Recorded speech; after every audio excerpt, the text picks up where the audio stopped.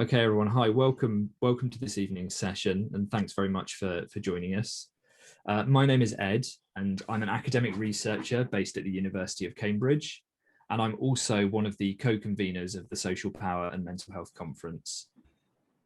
This conference has been produced in collaboration with a number of local organisations in Cambridge and Cambridgeshire, including CPFT NHS Trust, Lifecraft, and QTI Coalition of Colour. But all of the thinking, the planning, and the creating has been done by our steering group. The steering group is a group of local researchers, campaigners, and activists with first-hand experience of either mental distress, the psychiatric system, or both. Each session of the conference is going to be chaired by a member of the steering group. And for today's session on psychiatry and other systems, I'm really delighted to be able to welcome Grace, who's going to be our chair. So Grace, I'll hand over to you now. Thank you, Ed. Hi, everyone, and welcome. I'm Grace. I'm a disabled biracial woman with lived experience of both mental distress and of the psychiatric system from the service user and the professional view. Okay, thank you. And now I'm going to ask our speakers to introduce themselves and give a brief verbal description. So first up, our first speaker is Adrian James. Hello, I'm Adrian James and I'm President of the Royal College of Psychiatrists. I'm also a practicing forensic psychiatrist in the southwest of England. Thank you, Adrian. Our second speaker is Wendy Byrne. Hi, it's actually the other way around. I'm going to speak before Adrian. I'm a psychiatrist, an old age psychiatrist practicing in Leeds, and I was president of the college before Adrian for 3 years. Thank you, Wendy, and apologies for the mix-up there. Don't worry. Our third speaker is Ruth Smith. Oh, sorry.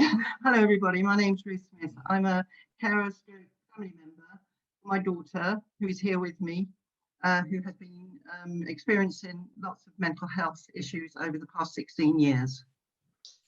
Thank you, Ruth. And now for Anna Smith. Yeah, I'm Anna, Ruth's daughter. I'm a service user, and yeah, I'm just here to talk about my co-star. I'm a mixed race Black woman, and yeah, that's about all of us at the moment. Thank you, Anna. Next up, our fifth speaker is Lamis Baya.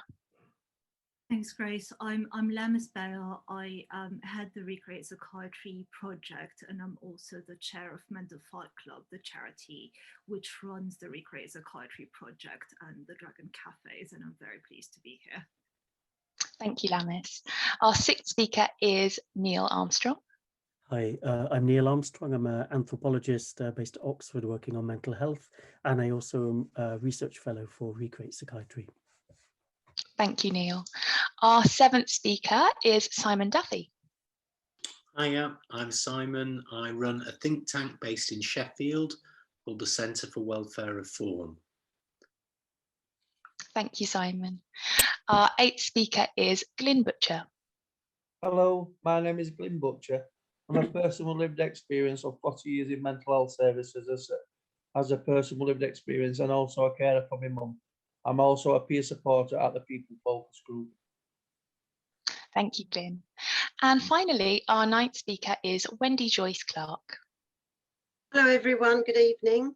I'm Wendy, I live in Chelmsford. I have lived experience since the age of 17 whilst at college, and I've been working with Cambridge on the steering group, thoroughly enjoyed that experience, and I currently work part-time with autistic children and adults with special learning disabilities.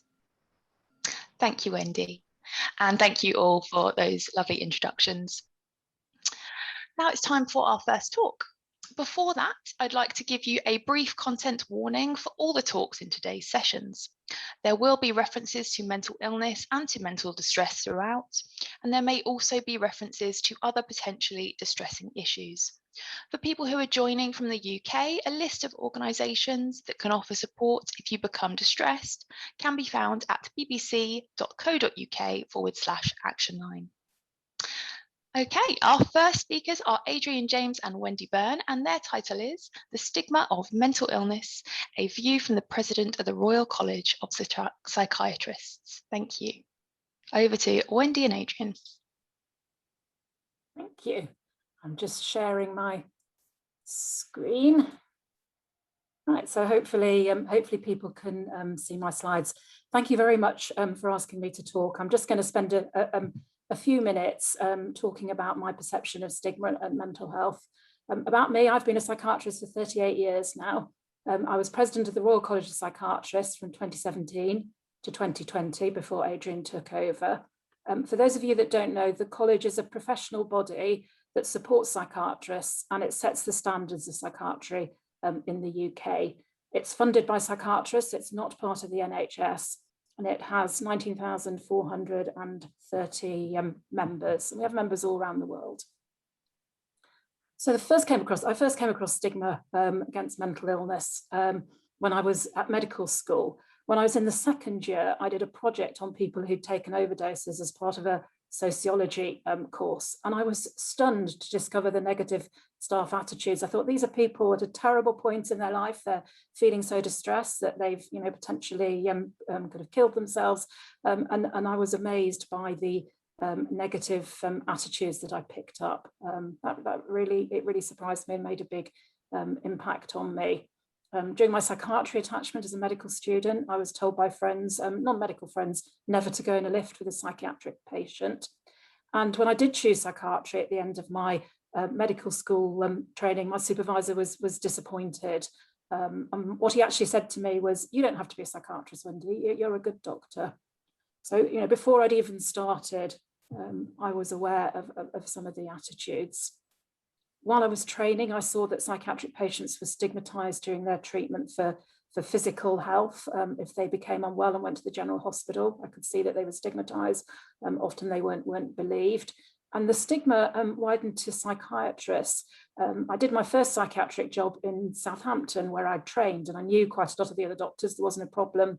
When I moved to Yorkshire and I met doctors who'd only known me as a psychiatrist, there was a problem. And I had some quite difficult interactions with doctors from other specialties when I was asking for help for my patients. And colleagues who were unwell, psychiatrists like everybody else get unwell, and people used to try and hide their problems. When I just started as a trainee, I had a friend who was really quite unwell, and he tried to hide his problem from everyone, and we helped him. We believe that if he revealed the fact that he was mentally unwell, he wouldn't progress in his career. Interestingly, there was quite a senior psychiatrist around at the time who's heard me give a similar talk and said, actually, we would have looked after him, we would have been sympathetic, and it wouldn't have been the end of his career. But that was what we all thought at the time. And some of you might remember the terrible story of the GP in 2015, not really that long ago. Wendy Potts, she wrote a blog about her bipolar disorder. One of her patients complained to her practice and she was suspended, and weeks later she died by suicide. Stigma I still see amongst my patients' families. So a lot of my patients tell me, and actually sometimes the families tell me, that mental illnesses are the patient's fault, that they don't want to get better. Well, how ridiculous. Who would want to be mentally ill? Everybody wants to get better. And then there's society's belief that people with mental illness are dangerous and unpredictable. It is improving a bit. I have seen in the 38 years I've been around, I have seen a change. One thing that's happening is that psychiatrists are being open about their own illnesses now. And recruitment to careers in every part of mental health, not just psychiatry, but every part of the system is improving. Some of you might have seen Ahmed Hank here. He calls himself the wounded healer. And he's very open about his own mental health difficulties. He was the college trainee psychiatrist of the year in 2018. And at the time I started, it would have been unthinkable that somebody who was very open about their own problems could have been named trainee of the year. But he was. And senior psychiatrists, we're talking about Twitter, and quite a lot of you here may use Twitter. Rebecca Lawrence, who's on Twitter, she's very open about her own illness. She's had ECT and she talks about that. And she was elected as a fellow of the college in 2019. Fellowship is a mark of distinction. It shows that as a psychiatrist, you've gone above and beyond. And recruitment. We've got increased funding for careers in mental health. And this year we've got increased posts in psychiatry, and we've got the highest number of applications ever, the highest number ever of doctors wanting to join us, which is really, really good news. But there's a lot to be done. There still is stigma. There's a lot of work that we all need to do to reduce the stigma, and that's both essential and urgent. So thank you for your attention. There's my Twitter handle, there's my email if anybody wants to contact me, and I will now hand over to Adrian.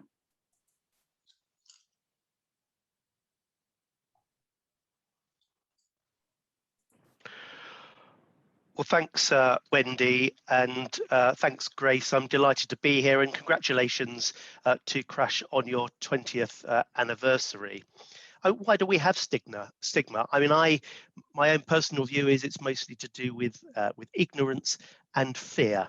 And I'm going to just tell you a little bit about my own experience of that, and hopefully I'm going to share my screen now. Here we go.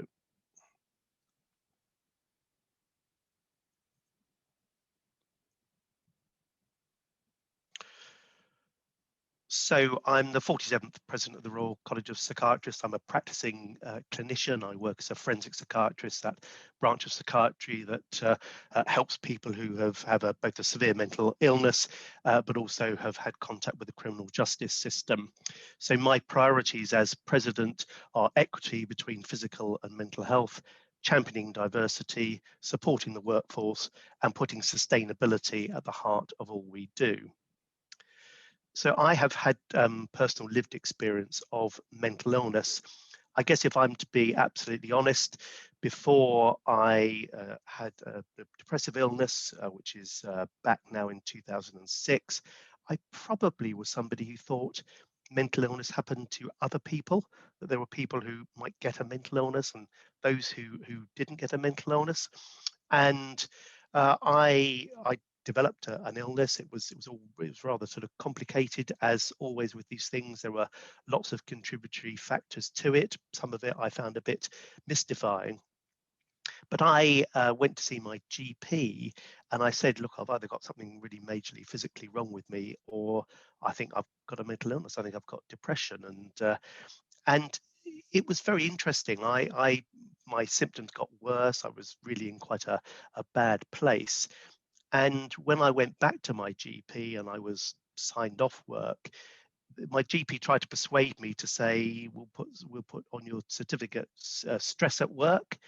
And I said, well, actually, I've actually got depression. I think I really think you ought to put that on the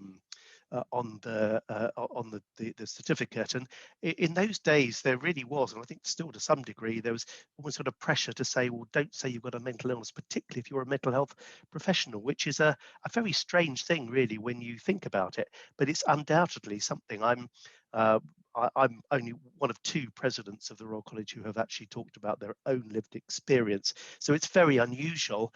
I have to say, I didn't feel that I was discriminated against, or that it really affected my career. I was very open. I was very upfront with my own colleagues. I didn't talk to everybody all the time about it, but I was very clear about what was going on. But of course, I come from a position of privilege, really, in many ways.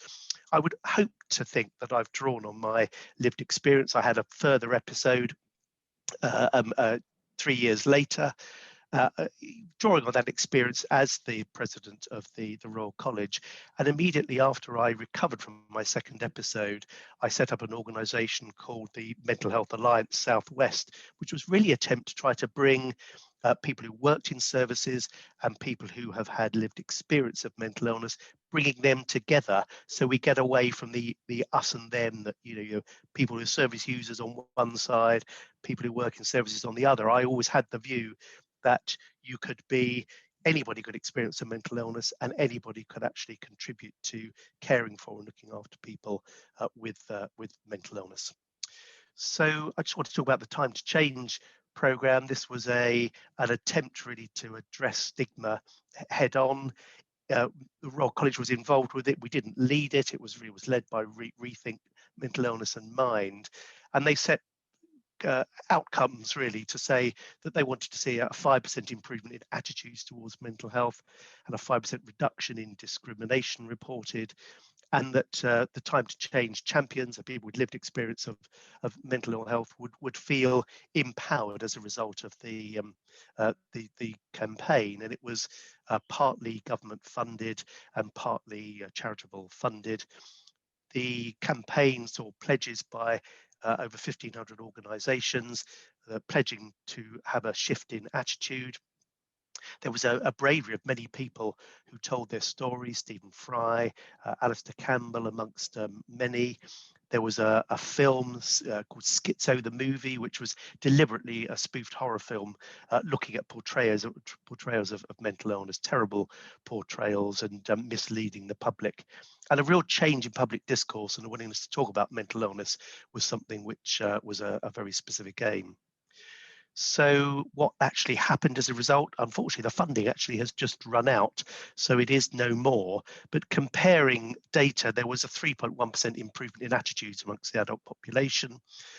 Comparing 2018 to 2016, there was a 3% reduction in discrimination reported by people with mental health. And there was also an improvement in empowerment for those who were the champions. So we need to talk about mental illness all the time. I talk about my own experience, but we need to make sure that people are properly informed, that the general public, the press, politicians, about mental illness and the profound effect it has on people. And actually COVID-19 has brought this into a very strong focus. And I was reported by The Guardian as saying that this is the biggest hit to mental health since the Second World War, which it undoubtedly is. And we need a response, a community response and a government response to that. So what are we doing? I have regular meetings with the other medical royal colleges. I have to say that in terms of the leadership across the whole of medicine, Wendy spoke about how there was a sort of, doing down of people who are doing psychiatry. You're too good for that. I have to say that my own parents, I was the first person in my extended family to go to medical school. It had then turned out there were a lot of people who had experienced mental illness in my family, but when I decided on a career in psychiatry, my parents were disappointed. In the end, they were proud of what I'd done and saw the real benefit of it. But they thought, I wasn't really going to be a real doctor and treat real illness, which was somewhat strange, given that, in fact, there had been so much mental illness in our family. So I speak all the time to the Secretary of State about mental illness, the stigma. In fact, I was on a call with him only this afternoon. We have weekly meetings with the Chief Medical Officer and the National Medical Director for Mental Health. And I have to say, they are really open to hearing about mental health. They take it really very seriously. And I think there is a real willingness now to turn the tide, really, when we have been a specialty that hasn't been funded or adequately supported. So that's all I wanted to say. I look forward to hearing the contributions from other presenters and to being with you for the Q&A. So thank you very much. Thank you both, Wendy and Adrian. They were absolutely amazing and great to hear your perspectives on sharing lived experience in the workplace. So our second speakers are Ruth Smith and Anna Smith, and their title is Chemical Imbalance or Social Power Imbalance. Hi. Hi.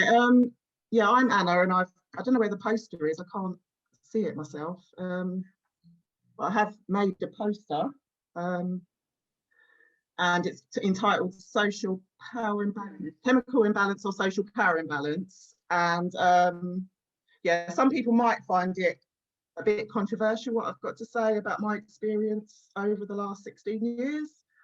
But this is just how I personally felt my experience was. So I'll start. I'm going to be looking to the side because I'm reading from a stand. So in 2005, I would never have imagined that I would be here talking about mental health and services, as well as my disappointment with the treatment I was about to receive.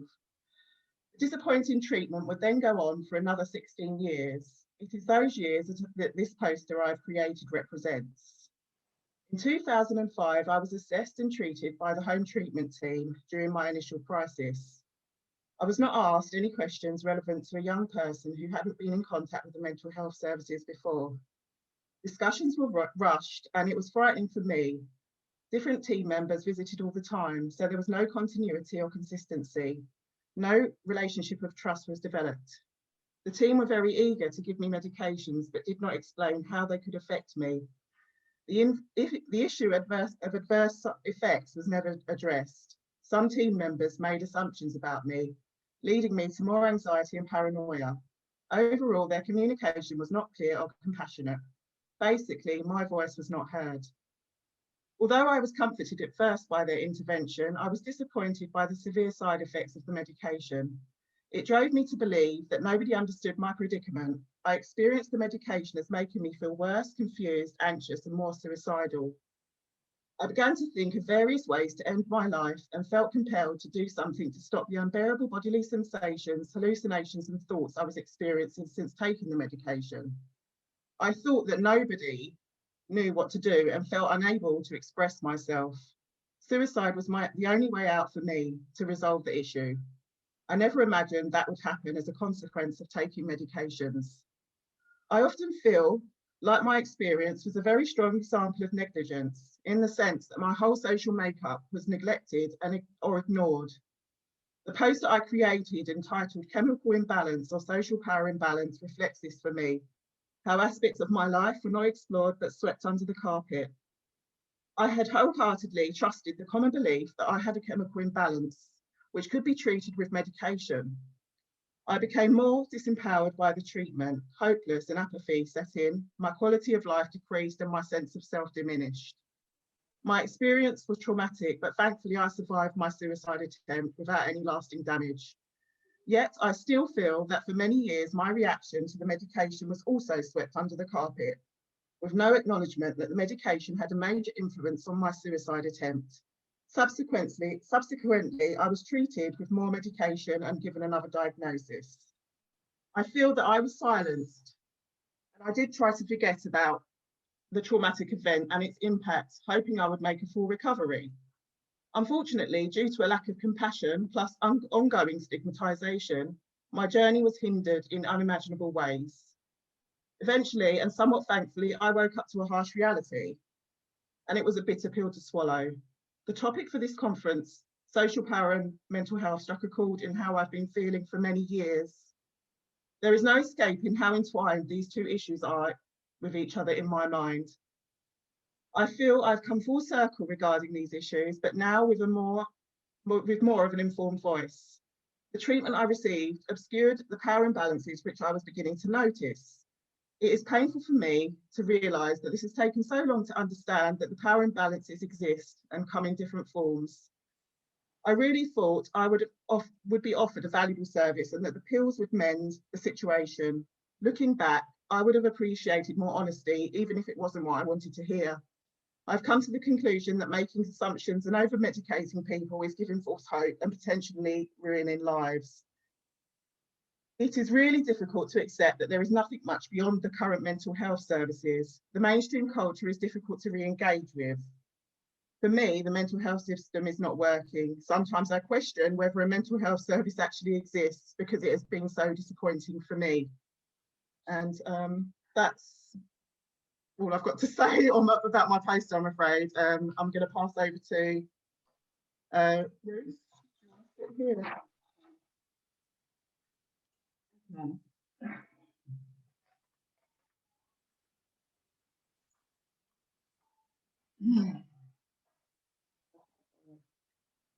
Hello, everybody. This is a continuation, basically. So I'll go through it. I have to go through it quickly because I haven't got a lot of time and there's a lot to say. So I start with the power of psychiatry. There is a very powerful and dominant message within the biomedical model of mental health. The message is that the mental health problem resides within the individual and therefore needs to be treated as such, thereby reducing the various presenting symptoms and curing the problem. The medical term of diagnosis confirms the idea of mental illness being a disease within the individual As is the case with physical disease, this message is absorbed and spread widely amongst the general public. Service users, family members and the public accept the idea because they have faith in their medical advisors and believe they will receive the help needed.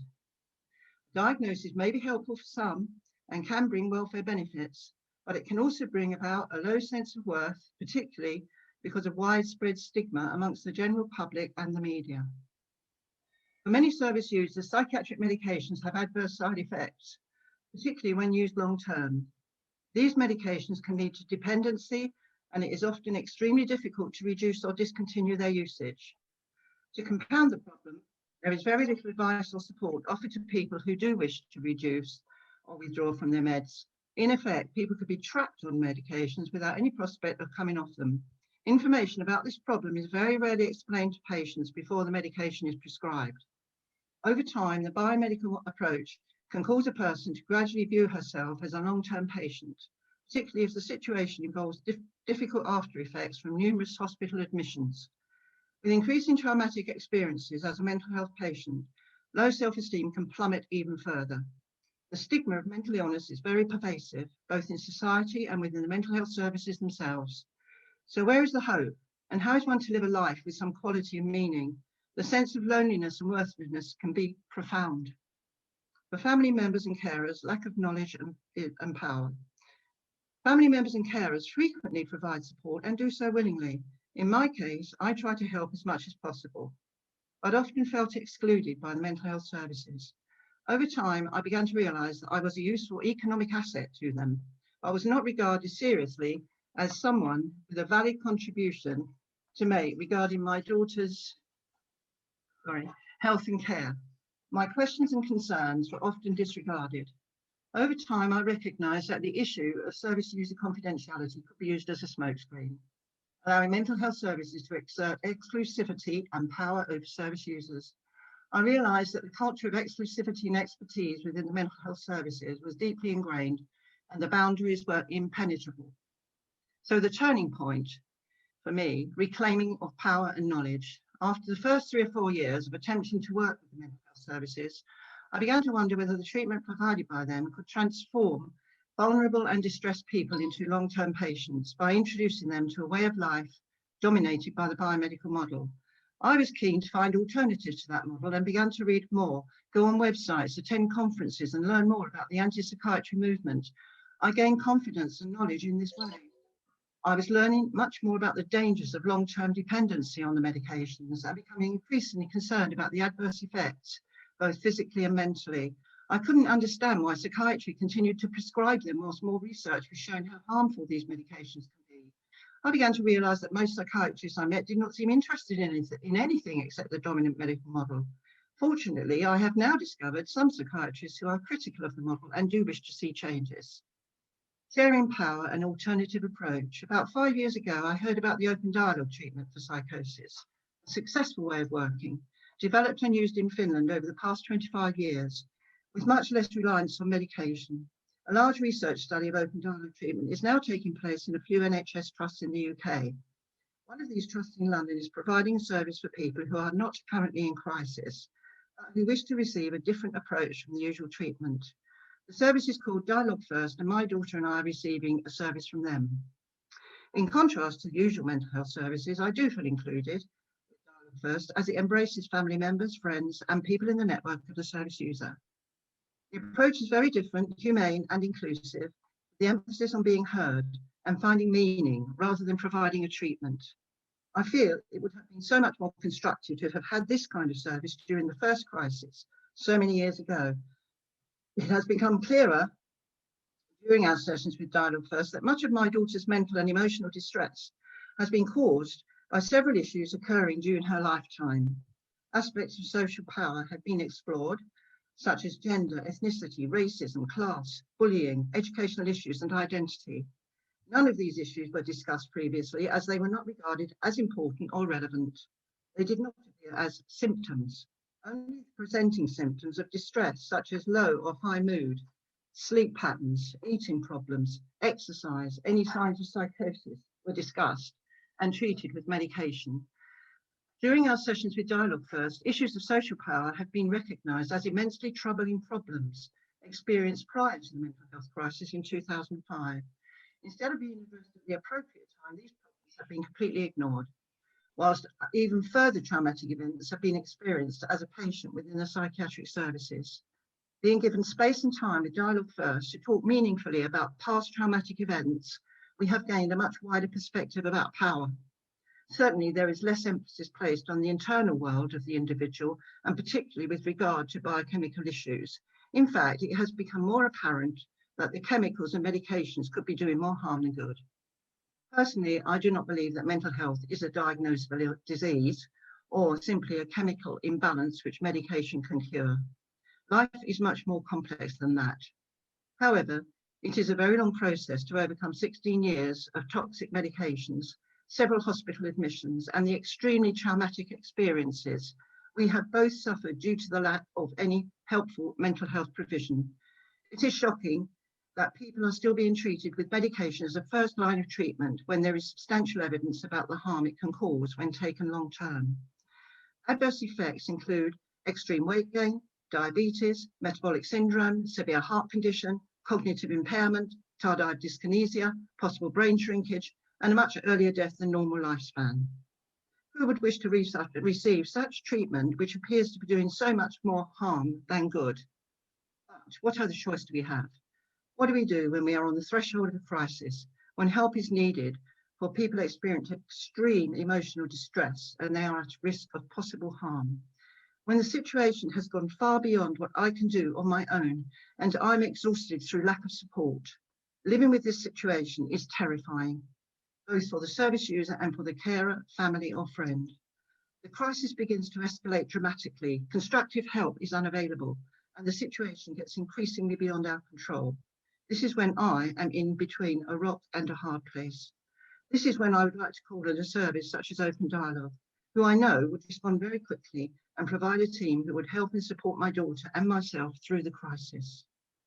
I am now a member of the Open Dialogue Champions, a small group of family members and carers who recognise the benefit of working in this alternative way. Our mission is to promote open dialogue throughout the NHS in any way that we can. Our hope is that a new paradigm will emerge, which will stop the overuse of psychiatric medications and the enduring damage this form of treatment is currently doing to our family members, our friends, and the wider society. Thank you. Thank you for listening, everybody. Thank you, Anna, for sharing your story and poster with us, and Ruth for your important perspective as a carer. I'd like to do a quick visual description of the poster now. So there is a faceless figure in a chair in the left-hand corner with feelings including emptiness and controlled. And then around that is some medication on the floor with different diagnoses inside the pill, such as schizoaffective and bipolar labels. And then to the right hand side, there's a large brush and it's sweeping against these social issues. So things like ethnicity, urban areas, deprived, and gender. So thank you, Anna and Ruth. Remember, you can post your comments and questions onto our Padlet page, and you can find the link in our chat. Next up, our third speakers are Neil Armstrong and Lamis Bayer. Their title is Power and Its Surprises, Locating and Dislocating Asymmetries in Mental Health Care. Thank you so much, Ruth and Anna, for talking about what is explained and what's not explained, and for talking about reclaiming power and knowledge. In essence, Recreate Psychiatry is a project which tries to make sense of the mental health care system. As an introduction to Recreate's work, Neil is going to sketch out some of the theoretical context which Recreate Psychiatry draws upon to understand why mental health care feels like it doesn't make sense. And then I will briefly describe the ways in which the experience of the Recreate Psychiatry events speaks to his analysis of where power lies of mental health care, and maybe where we go from there. Neil? Great, thanks, Lamis. Essentially, I'm the problem and Lamis is the solution, as so often in life. Something like that. There are serious problems in mental health care. Service users complain that they're not heard and not listened to, that they aren't respected, that their relationships with clinicians are unreal or disempowering. Even after years of appointments and admissions, people report feeling unseen and misunderstood. It's common to frame these problems in terms of power, and the tropes are familiar. Psychiatrists have too much power and service users too little. Services reflect the needs and preferences of staff members, not the needs and preferences of service users. Power imbalances make clinical relationships empty and frustrating. Clinical staff can't listen because they already know. According to this view, psychiatric discourse has overwhelming power. Illich warned in the 1970s that medical thinking was invading our most meaningful experiences like a colonizing army. Today, psychiatric knowledge is transforming all our lives. It dominates service users, reshaping their subjectivity into something docile and disciplined. So you can't be experiencing ennui or angst. It must be depression or anxiety. In his later work, Foucault showed how these incursions enforce the moral project of the neoliberal state. To caricature just a little, we might say, psychiatry takes unhappy, unruly individuals and, through the power of knowledge, turns them into docile, self-monitoring, self-regulating neoliberal drones. We want to complicate that picture a little. We don't reject the claim that power imbalances are a key problem. Indeed, the work of Recreate Psychiatry, which Lamis will talk about in a few moments, consists in creating the conditions for the suspension of these dynamics. Rather, we want to draw attention to ways in which psychiatrists are less powerful than they can appear to be. In particular, we want to de-link power and knowledge, which is the surprise of our title. We suggest that psychiatric knowledge is less dominating than it is reactive and defensive. Rather than functioning like an overwhelming hermeneutic army, colonizing our experiences of distress, psychiatric knowledge is itself reconfigured and retooled by pressures that are not specifically psychiatric in nature, but rather reflect bureaucratic logics that have to do with accountability and performative rationality, and which are located in the institutional settings that characterize the times we live in. It's these pressures that make mental health care so rigid and unreflective and superficial and uncaring. We might say, again with a touch of caricature, psychiatry takes unhappy, unruly medical students and, through the power of institutions, turns them into docile, self-monitoring, self-regulating, psychiatry practicing drones. To express in terms of metaphor, psychiatric knowledge has no fixed form, but like a gas will expand to fill whatever institutional space it finds itself.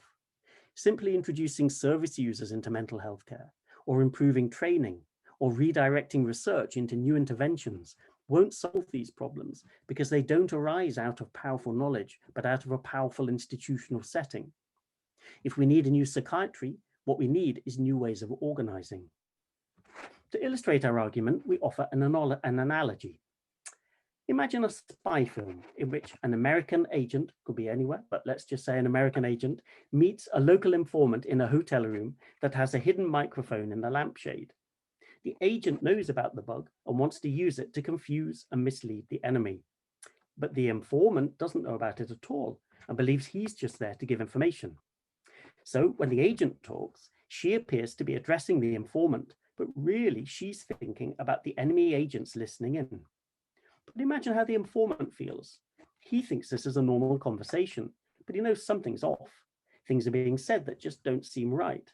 Something about the tone or direction of the conversation is strange. It might be frustrating, but unless you know about hidden microphones, it'd be very hard to understand what was going on. When psychiatrists meet with service users, there may not actually be a hidden mic in the lampshade, but there is a kind of unseen audience. No,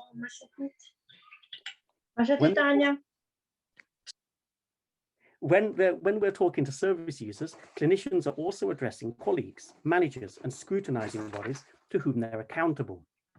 This unseen audience is motivated by a range of concerns, not all of which directly apply to the service user. They might worry about issues of risk or the need to follow standardized assessment procedures. But it's impossible to understand service user discontent, and indeed the discontent of clinicians, if this hidden audience is ignored. Many of the problems in mental health care we summarized above can be seen in a different light if we take into account this institutional setting. These unacknowledged pressures give psychiatric encounters their very unusual qualities: intimate yet standardized, concerned and effectively engaged, but also bureaucratic and dispassionate. To get a sense of how a service user is doing, to assess risks and make treatment decisions, a clinician needs to establish trust, but must do so without having a reciprocal or symmetrical relationship, and whilst being in possession of statutory powers. This institutional setting puts pressures on psychiatrists that fall against the grain of many of our intuitions about what compassionate, caring mental health care might be like. Yet it shapes the clinical imagination, what seems real and unreal, likely and unlikely, plausible and implausible, important and unimportant. A service user may naturally feel unheard or disempowered in such a setting because the clinician's attention is not really focused on them, and service user priorities are trumped by the institutional priorities that dominate clinician and service user alike. One way of thinking about this is as failure of relationship. In day-to-day life, it's the hallmark of rich, caring, compassionate relationships that they include opportunities for the spontaneous and the unplanned. These are the preconditions for what Martin Buber calls the illumination of mutual recognition and respect. For Buber, relationship is transformative, but it demands attention, real awareness, and an emptying of self, such that prior intentions and purposes are suspended. It's hard not to see the hidden mic as pulling in the opposite direction here, promoting limited, circumscribed attention, rooted in prior purposes and commitments that have nothing to do with the encounter itself. Indeed, pressures towards standardization and evidencing can give exchanges in the clinic a formulaic, almost scripted quality, where both participants play a role that is pragmatic but inauthentic. A recent special edition of Cultural Anthropology that focuses on care echoes Buber. In a paper on open dialogue, Kubelis notes that real listening demands something very different from business as usual mental health care.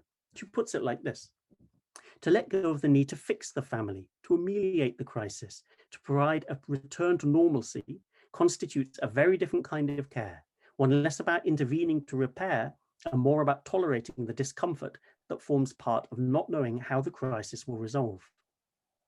Similarly, in the paper exploring care in the Canadian Arctic, Stevenson argues for a less categorical, less fixative form of care. In a monograph published a few years earlier, Stevenson comments, "In such moments, we recognize the uniqueness, specificity of being in front of us, that he or she could not be otherwise, and a specific and necessarily reductive identity is not what, at that moment, is demanded." It begins to sound like the institutional context of mental health care is inimical to this kind of relationship of care. The job of the psychiatrist isn't to recognize distress or be with the trouble, but to fix it. A clinician can't really attend to the uniqueness of the individual client, even if they're required to sometimes use a language of personalization that conceals this fact.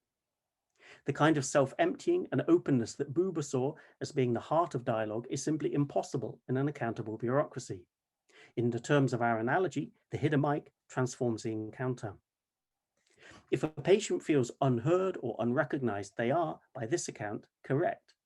The strengths of bureaucratization, efficiency, evenness, transparency, all conspire to undermine psychiatry by eroding the preconditions for genuine, caring dialogue. In such a setting, what scope is there for kindness, for genuine care, for real human connection?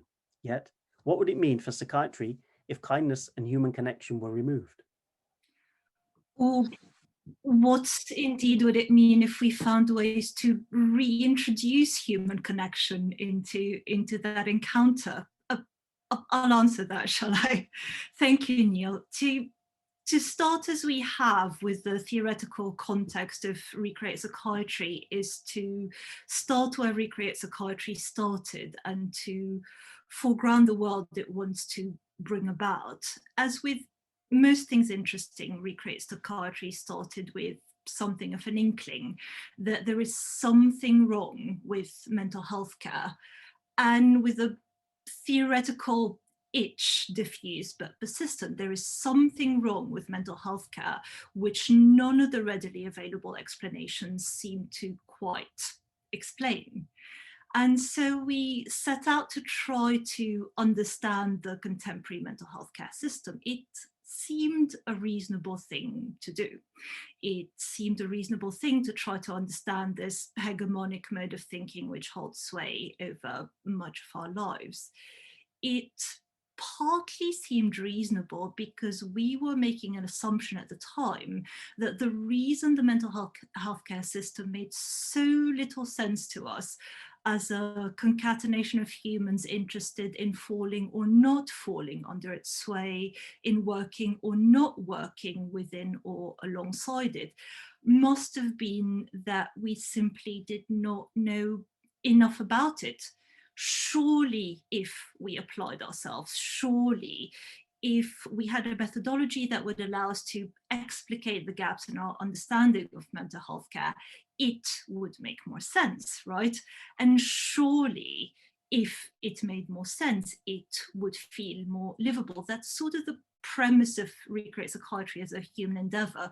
Surely, if mental health care made more sense, mental health would feel more livable, less foreclosed somehow.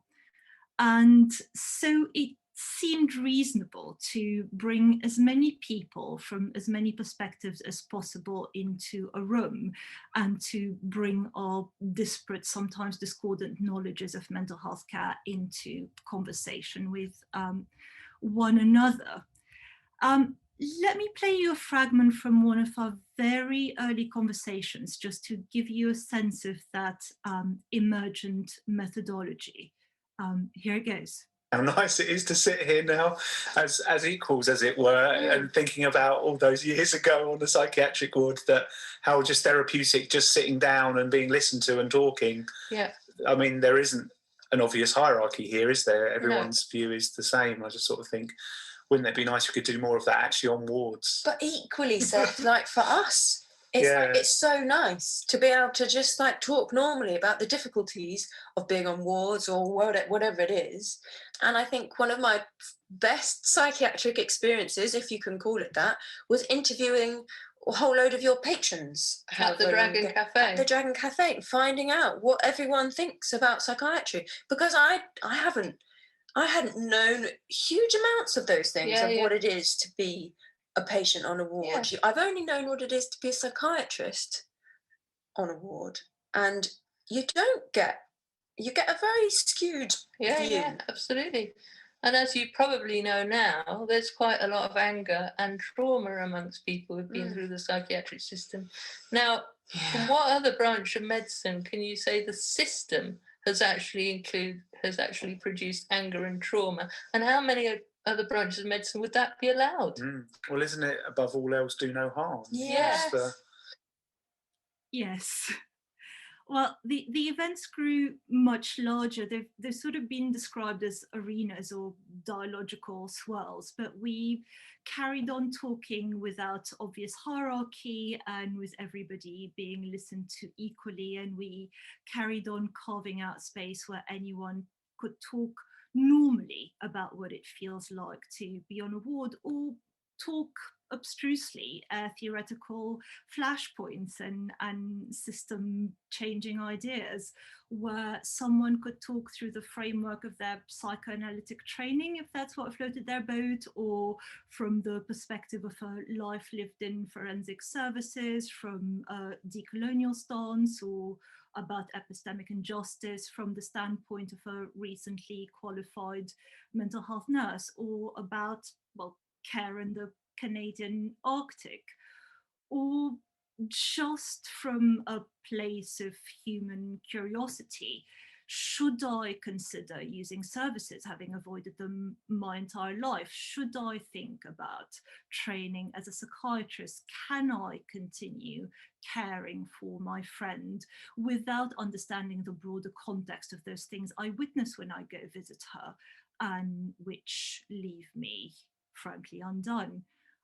Sometimes we spoke at cultural venues, and sometimes in liminal clinical spaces. We found ourselves at the Wellcome Collection and then at the Royal College of Psychiatrists. But the most interesting conversations happened in hallways and doorways after the events. And so Recreate emerged methodologically as this kind of discontinuous peripatetic knowledge-making project, open-ended and exploratory, able to think about the influence of bureaucracy and the system precisely through evading systematization, where people traditionally understood to view mental health from irreconcilably polarized ends of the spectrum, who are in fact discouraged from being in the same public spaces and in fact together in lifts, come together to speak publicly. We've held just over 35 conversations to date, and their greatest surprise, their wager has been that when we act to remove the bureaucratic mic, there emerges a form of solidarity of purpose between those who refuse services and those who provide them, shared insights and kind of befuddlingly well-aligned goals that usually remain unexpressed, and some would say suppressed, come to the fore. And when that happens, the reputedly all-powerful perpetrators of services and the barely agential subjects of services become, if only for the time of that conversation, intelligible to one another. And mental health, the feeling of it and the practice of it ceases to make quite so little sense.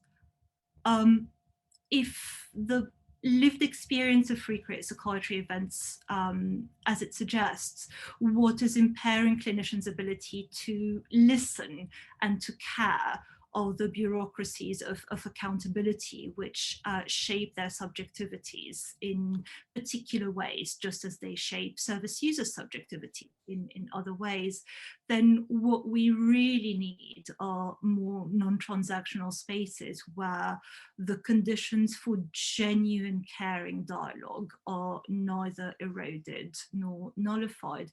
Places, well, in fact, like this conference, where people with experience and psychiatrists are not confined to relating to one another through these obdurate caring relationships which exist within systematic and systemic frameworks, places which, like tonight, hopefully reintroduce human connections into the otherwise fraught encounter. You know, I'm looking at Adrian because that's who's on my screen, and he looks not a bit terrifying to me. Sorry to interrupt you, Lamis. I'm just asking you to wrap up now. I am done, as it happens. Oh, brilliant. Thank you. Thank you both, Lamis and Neil. That was fantastic. Our fourth speakers now are Simon Duffy and Glyn Butcher. Their title is Peer Supporters as Leaders in Community Development. Over to you, Simon and Glyn. Hello, everyone. So again, I'm Simon Duffy. I'm from a think tank based in Sheffield called the Centre for Welfare Reform. I'm feeling a little intimidated by all of these grand Foucaultian theories and references to Martin Buber, whose work I love. But with this, our talk isn't going to be quite like that, I don't think. I think it's going to be much more concrete, but I think it's quite optimistic. And I think it does relate to some of the themes I've heard. I'm going to start with my own story and my meeting of the group called PFG Doncaster, and tell you a little bit about the group. And Glyn, who is a member of the group, although I think I'm a member of the group as well, really, but Glyn's going to talk a bit more about the heart and the beating heart of the group and what peer support really means to him and the kind of impacts it's had. So, well, to begin with, it might sound a bit strange talking about the Centre for Welfare Reform. What the hell is that? What is a think tank doing in this space? What do we know about mental health? Well, probably very little. What I did know when we started the centre in 2009, the basic premise was the welfare state's a brilliant thing.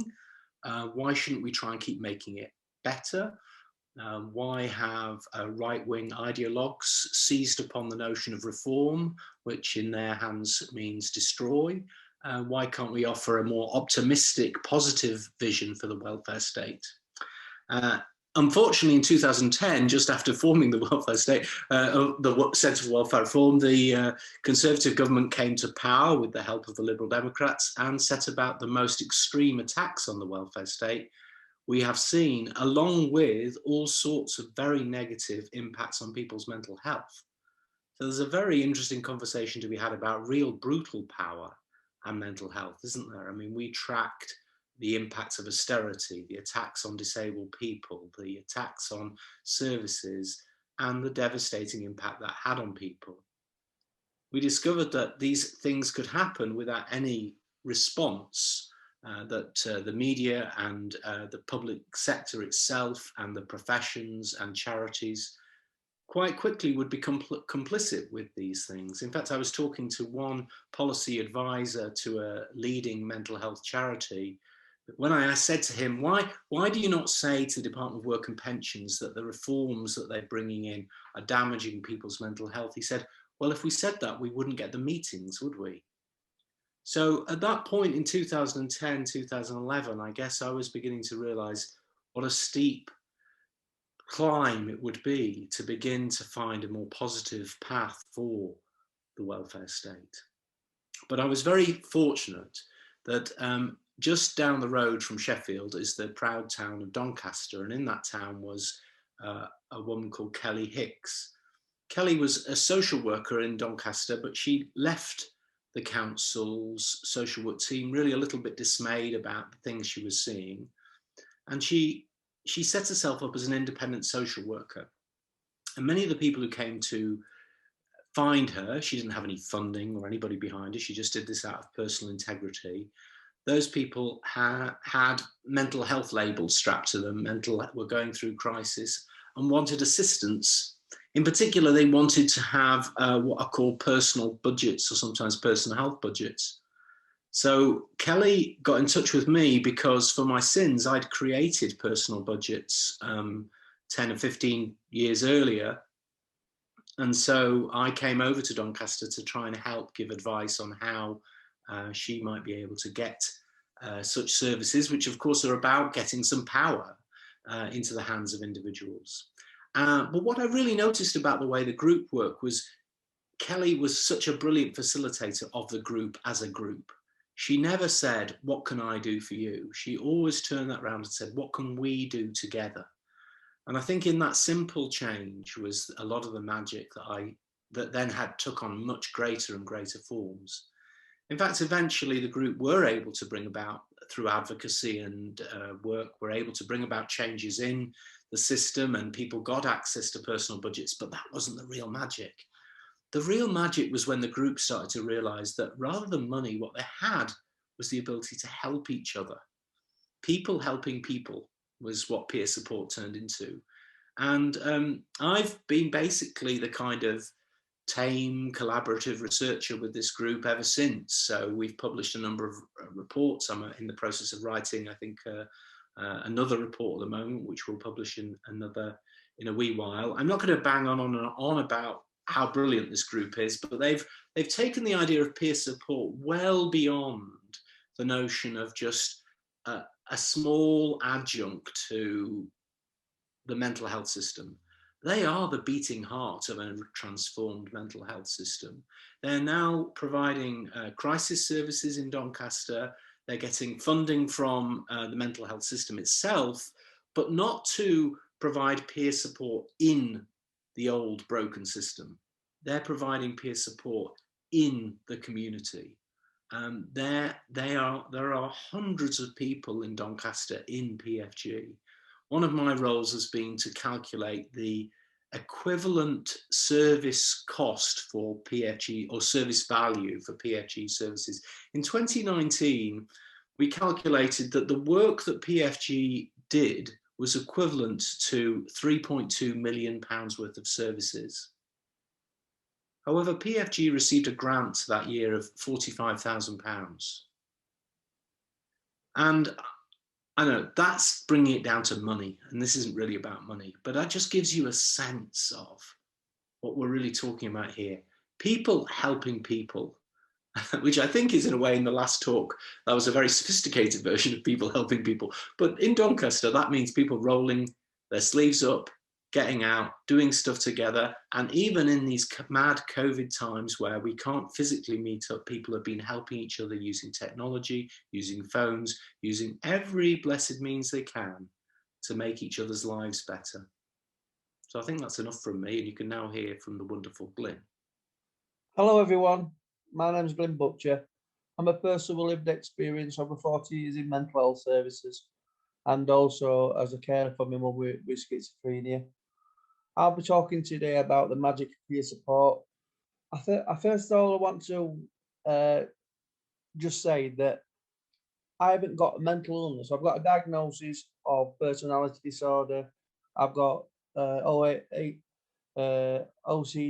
I've got autism, but I don't class my illnesses as an illness. My illnesses are gifts. The gifts that enable me to think differently, problem solve differently, look at the world differently. They enable me to create questions and answers and formulate different outcomes to other people. They enable me to be more creative with my outlook and the way that I look at life. And that's the way that we look at things at the Wellness Centre. So the Wellness Centre is the people focus group. It's based at the Wellness Centre in Intake. And it's the magic of peer support. I never recovered in services. Services, mental health services, did not ever make me better. How can a system that's sick itself make people better? It can't. The system itself enabled me to get to a place where I could enable myself to recover. So within peer support, so it's about looking at people. It's about people being human. It's about working together about what are my strengths? What are my gifts? What can I give to my community? What can I give to Grace? What can I give to Simon? What can I give to Wendy? What can I give to Neil? How can I invest myself in my community? For 20 years, I lived on the edge of community. And I was brought back into the centre of community because that's where recovery is. And so within our organisation, we have peer pods where 6 people meet in groups. So we have walking groups, cycling groups, cooking groups. We have creative writing. I am more than a mental illness. You are more than a mental illness. I'm a pioneer, I'm a citizen, I'm a father, I'm a brother, I'm a poet, I'm a public speaker, I'm an advocate, and I'm an entrepreneur. I'm an activist, I'm a son, I'm a human being, I'm a citizen. I'm a citizen of this great nation. I absolutely hate the term service user. I was not born a service user. I am not a service user. I'm a person with lived experience. I must have heard that word 100 times, if not 200 times on this. We were not born service users. There's a power imbalance between you and us.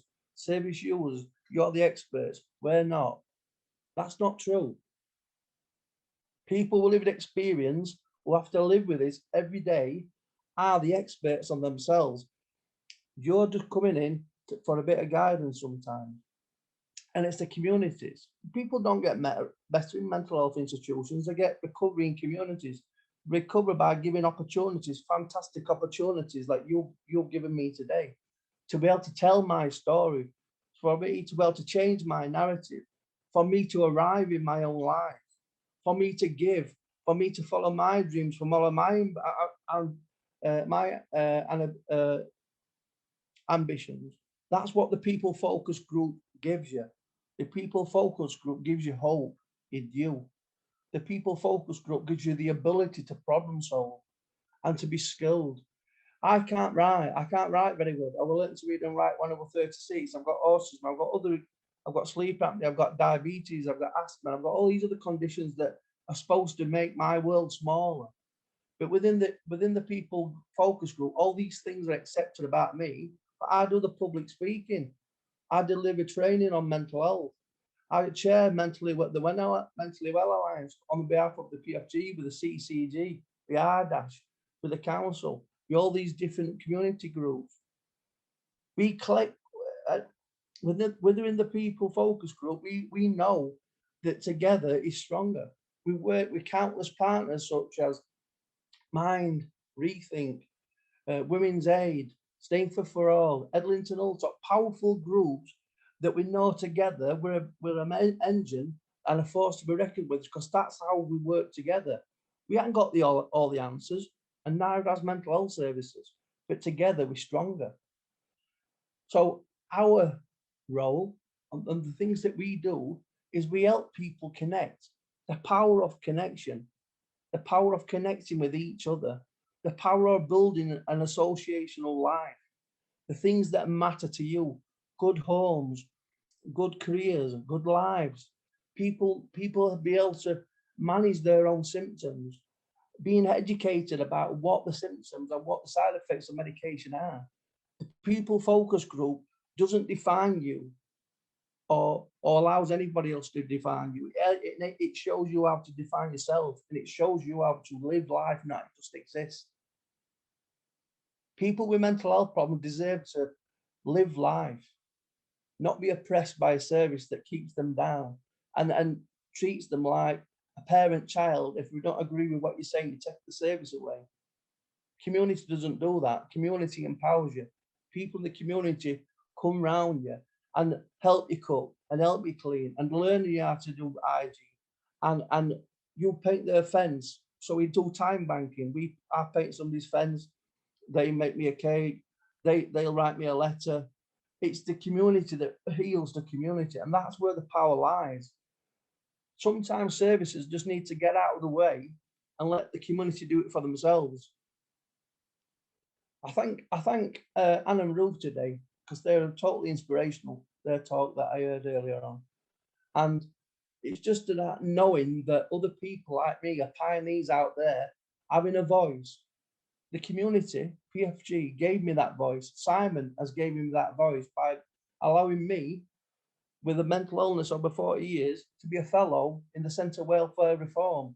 Me, right? He's given me an identity. He's helped me have an identity by giving me a platform to talk to you, brilliant people, about the things that are passionate to me.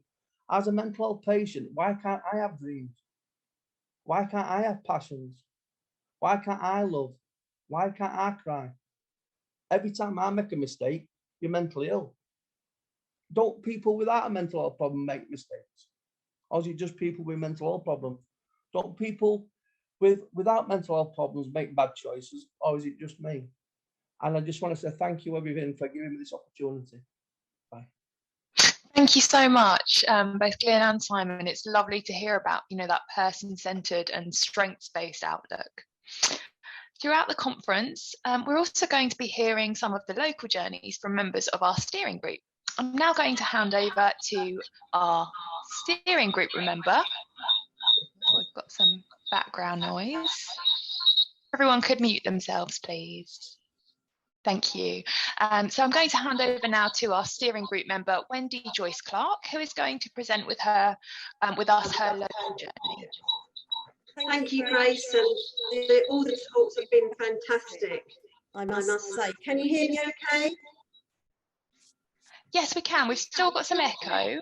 Just like to remind everyone to please mute themselves. You go ahead, Wendy. Thank you. Good evening. I've thoroughly enjoyed all these conversations. It's given me such inspiration.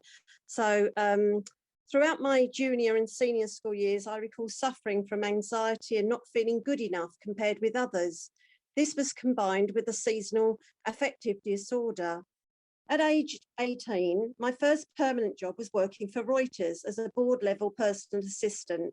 This came to an abrupt end. I had burnt the candle at both ends and within 6 months was on sick leave. I never returned. The drugs that I were given made me shake for 6 months. I had no muscular strength and it was Depakote. or Depakote. It had a serious effect on my family. Thankfully, I wasn't hospitalized, but because I'd burnt the candle at both ends, I needed my body and mind to rest and just recover naturally. But the drugs made me shake for 6 months, and I was like and looked like a drug addict, and neighbors didn't even recognize me. So this highlighted the need for a balanced lifestyle quite early on in my life to maintain mental stability and good physical health. This early breakdown severely impacted upon my confidence, as I often berated myself and the drugs that I was given without being reviewed, and hid from the stark reality of mental health episodes. I worked at board level in the City of London, major international financial institutions, and turned my hands to any job with top skills, but all in and with my hands. Please note here, I didn't declare any mental health episodes or disabilities during these years, but I did every paid job that I could. At 25, I returned to full-time study on the Certificate in Education, Further Education course in the Midlands. I witnessed the North and South divide industrially and economically. I was fortunate to be awarded a mature grant. No debts would be incurred down the line. What a relief. At 27, a 2-year lecturing post in business studies came to an abrupt end, as sadly my mother's cancer journey and bereavement deeply affected me and led to my first psychiatric hospital admission, where I found my Christian faith. My working life was erratic, interspersed with mental health episodes and poor physical health, especially during the winter months. To obtain my mortgage, I combined 2 careers as a personal assistant and a lecturer. Age 42, my early menopause was devastating, as I'd always wanted to just be a simple wife and mother, but this never happened. It was devastating both physically and mentally, and this lasted for 10 hellish years. I also lost my career during this time because I was diagnosed with severe RSI and tenosynovitis, and I thought I was having a stroke when my hand would just not open in the night at all. The severity of this industrial injury put an early end to my office career. It felt like having my hands literally cut off. As a single mature woman, and with the risk of losing my home, I began my journey scratching up and down a DWP benefits ladder. Accessing the current DWP system has been exhausting, as they are confusing and destroying people's lives. I accrued £2,000 worth of debts through no fault of my own, as mortgage relief had been halved, but the DWP did not notify me of this. Panic set in. The new PIP application process with CAB support using the DWP appeals process. Personally, I have experienced the DWP not treating my mental health disability as equal to a physical disability at all. Initial medical assessments are being undertaken by unqualified administrators who totally ignore supportive professional medical evidence. The debts and no way out led me to a suicide attempt. Thankfully, I did not succeed. My parting words to one of my appeal judges was, "No government will ever send me to that place again." I survived this period with the unfailing support from my family, both personal and financial. Having attended 2 PIP tribunals, it was disappointing that at a second tribunal, the all-male panel did not refer to my mental health diagnosis at all. Since disclosing a mental health disability, I've experienced regular unfairness, injustice, prejudice, and discrimination. It was almost an easier life when I didn't have a diagnosis because I could just hide and pretend. I've not been selected for interviews, let alone obtaining any paid work, How does one survive financially? It took me 1.5 years to get to a tribunal hearing, living on minimum income and incurring high debts, which exacerbated my mental distress. The barriers I found to paid employment with a disability, explaining gaps in my employment and disclosure of mental health disability. And when I did not disclose mental health disability, my life was certainly easier. How have I managed and maintained a healthy lifestyle and balance? Well, I feel it is prudent to give the reality of the current systems that are not helping people to maintain fulfilling lives. They are destructive. I'm proud to say that since September 18, I have had the privilege of working with autistic children and adults with a learning disability. And being on the steering group at CRASSH has been fantastic and brought back the academic part of my life. The stability of my finances, having won 2 tribunals, have all been critical factors in maintaining my physical and mental health. I also ensure that I get enough exercise by regular swimming, listening to music, taking country walks, just a simple life and being with lovely friends. I also found Reiki treatments very positive and other alternative therapies such as aromatherapy, massage, and also my faith worship. For the future, well, I believe that government and all parties must ensure that mental health has the same equality as physical health. The brain is such a powerful organ and must be respected and treated properly. Financing mental health will encourage and enable stability of people to live holistically and work towards a fairer, healthier society. I would like to add that underpinning my journey has been a simple Christian journey of faith and growth with family support and with the power of prayer. I did not get better during my menopause on drug after drug, and no drug worked. I got worse and worse. I didn't even recognize myself. I lost myself. They gave me psychosis, I'm sorry to say, but the menopause I felt was ignored.